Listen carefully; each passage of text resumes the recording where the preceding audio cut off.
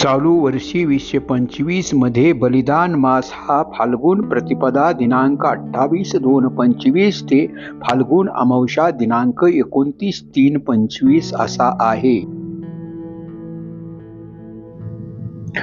देश धर्म पर मिटने वाला शेर शिवा का छावा था, महापराक्रमी परम प्रतापी एक ही शंभू राजा था, एक ही शंभू राजा था.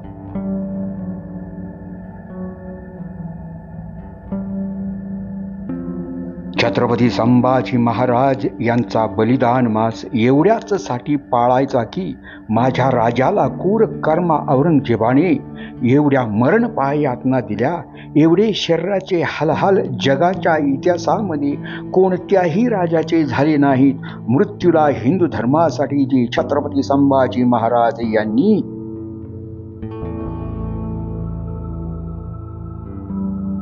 आपल्या प्राणाचे बलिदान दिले, त्यांनी भोगलेल्या यातनांचे आपल्याला स्मरण राहावे म्हणून बलिदान मास सर्वांनी पाळला पाहिजे.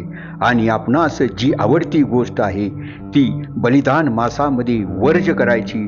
मग ते मुंडन करणे, अगर अनवाणी चालणे किंवा एखाद्या खाद्यपदार्थ आवडीचा त्याग करणे, अशा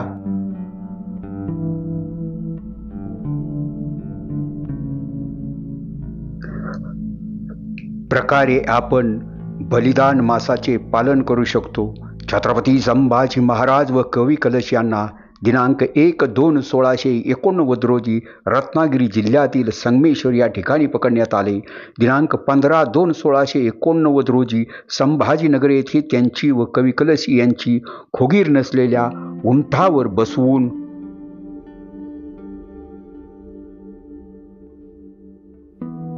विदूषकांची कपडे घालून धिंड काढण्यात आली व त्याच दिवशी रात्री 11 वाजता धर्मवीर गडावर औरंग्याच्या समोर उभे करण्यात आले. औरंग्या हा त्या संभाजी राजांना म्हणाला, तुमची धनदौलत कोठे ठेवली आहे ती सांग व आमचे कोण कोण सरदार तुला फितूर होते यांची नावे सांग. हे ऐकताच कडाडला. छावा व म्हणाला, स्वराज्याचा खजिना हा माझ्या हृदयात आहे, तो तुला कधीच मिळू शकत नाही. साखळ दंडातून मला मोकळे कर, मग बघतो तुझ्याकडे. हे शब्द ऐकताच औरंग्या रागाने लालबुंद झाला. याच दिवसापासून छत्रपती संभाजी महाराज यांनी अन्न आणि पाण्याचा त्याग केला. दिनांक 19/2/1689 रोजी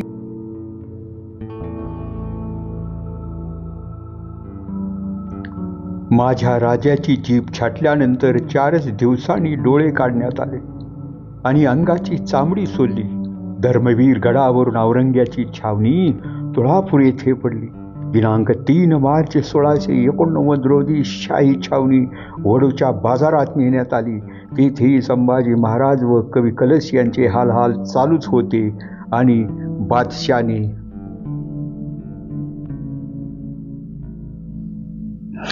गुढीपाडव्याच्या आदल्या दिवशी म्हणजेच दिनांक 11/मार्च/1689 रोजी सकाळी 10 वाजताच्या सुमारास प्रथम कवी कलश याला खाली पाडण्यात आले.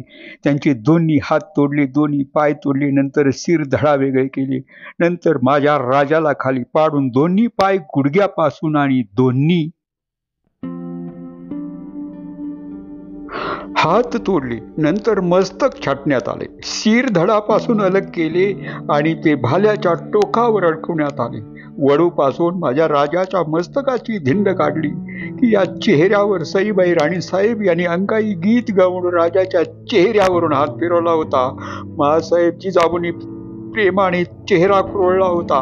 आबासाहेबांनी आग्रा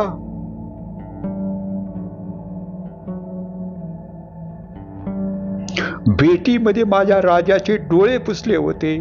माझ्या राजाची दारुण अवस्था औरंग्याने केली, हालहाल करून ठार मारले. एवढ्या साऱ्या यातना हिंदू धर्मासाठी सहन केल्या आणि आपल्या प्राणाचे बलिदान दिलं. कधी तुम्ही वडू तुळापूर परिसरात गेला तर न चुकत्या आपल्या राजाच्या समाधीला भेट द्या. तिथे नतमस्तक व्हा, कारण राजे होते म्हणून आज तुम्ही आम्ही आहोत. हे सर्व सांगत असताना माझे डोळे पाण्याने भरून आले, अश्रू अनावर झाले. काही वेळेसाठी स्तब्ध झालो. अश्रूंना वाट करून दिली.